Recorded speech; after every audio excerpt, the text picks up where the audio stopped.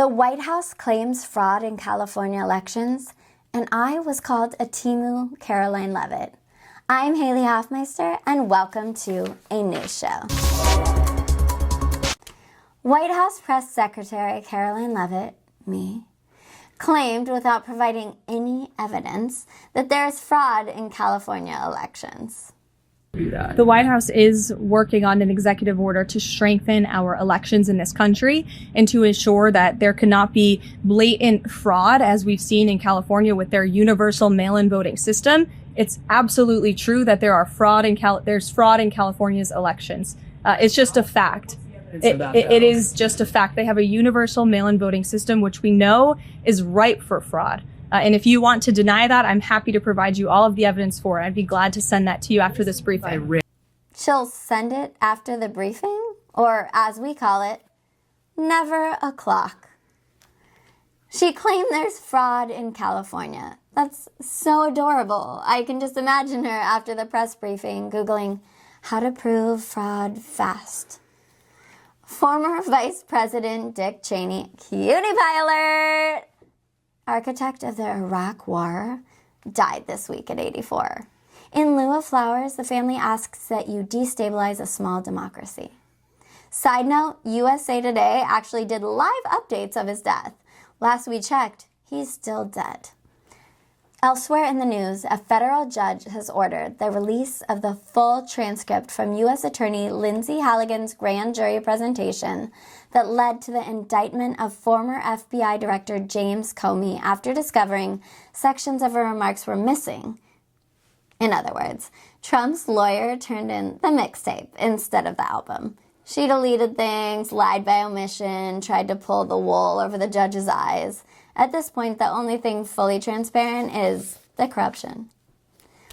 Meanwhile, U.S. Transportation Secretary Sean Duffy warned Tuesday that if the government shutdown lasts another week, it could cause mass chaos and force the closure of parts of U.S. airspace. Mass chaos? You mean like when I have to see someone walk through security barefoot? But seriously, if they close U.S. airspace, what if stuff gets real bad? How will Ted Cruz fly to Cancun? Congratulations to Democrat Abigail Spanberger, now officially Virginia's first woman governor, ending years of Republican control of the state. Virginia's been around since Jamestown, and this is their first woman governor? It only took, 400 years and a few witch trials? What were they waiting for? Women to be witches in, a cute way?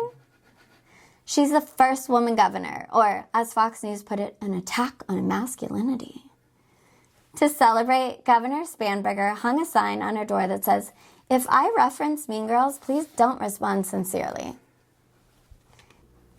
In related news, Zohran Mamdani defeated Andrew Cuomo to become New York City's next mayor, making history as the city's first Muslim mayor, and one of its youngest in over a century.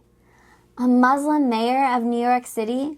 Finally, someone who actually knows how to get through airport security. And finally, Texas Governor Greg Abbott said that after Election Day, he plans to impose a 100% tariff on anyone moving to Texas from New York City, even though states can't legally impose tariffs.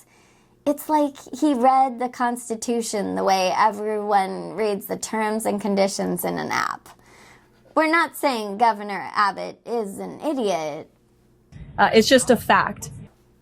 Far-right Republican Lauren Boebert, you might remember her as the lady who gave her date a handjob in a theater, has been condemned for a pretty tone-deaf Halloween costume where she dressed as a Mexican in a sombrero while her boyfriend went as an ICE agent.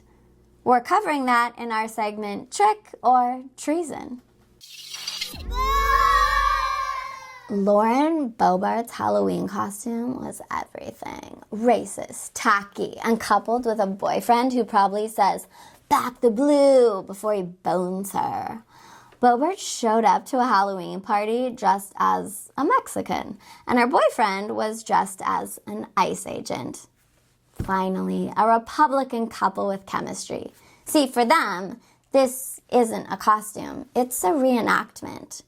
Performative cruelty as patriotism. Hot. One person at the party told ABC News that it's the most disgusting thing I've ever seen. Even the conservatives at the party were in shock, which is impressive because this is a group that normally laughs at people traumatized and murdered, unless it's someone they really like. Boebert hasn't apologized. She's probably too busy Googling the meaning of lo siento. Boebert now joins a proud tradition of Republican Halloween fails. Who can forget when Richard Nixon dressed as Pocahontas? It's symbolic, really. The party that built a wall is now dressing up as the people they tried to keep out. It's the kind of irony they'd understand if they ever passed an irony class. Say what you want, but at least she's consistent. She hates Mexicans 364 days a year and dresses like one on the other. Trick or treason, because the only thing scarier than their policies is their taste in costumes. Thanks for watching. Like and subscribe and leave a comment. It helps the algorithm. I'm Haley Hoffmeister, and now we leave you with today's mic drop moment. And right now, Proposition 50 here in California. So far, we have 75% of the vote coming in. It is going to pass by a very comfortable margin, 63% so far to 36%. And this is what things will look like come 2026, with redistricting projected to pass. Much of Northern California could turn blue, and then to the south, parts of the Central Valley, and even further into Southern California, those could get redder. No, it's like on dating shows, they'll be like, I just like people that are goofy. And you're like, ew, gross. It's like if anybody ever brought out a guitar, I'd be like, immediately go home. This one's for me. All right, here we go.